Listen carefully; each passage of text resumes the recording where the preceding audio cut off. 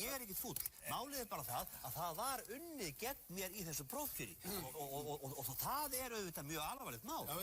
En sko, unnið gegn þér, segir hvernig þá? Nei, býtu, sko, ég býð mig fram í annarsæti og hvað gerist? Jú, það kemur annar frambjóðandi og hann býður sig líka fram í annarsæti og hvernig get ég skilið það öðruvísi heldur en að það sé verið að vinna gegn mér og þetta einmitt það svinslega við pólitíkina.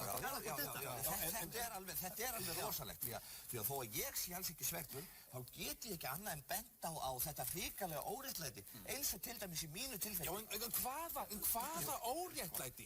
Hvað sko, var þetta ekki lýðræðislegt? Var ekki prófkjörið mjög lýðræðislegt? Já, býttu hægur.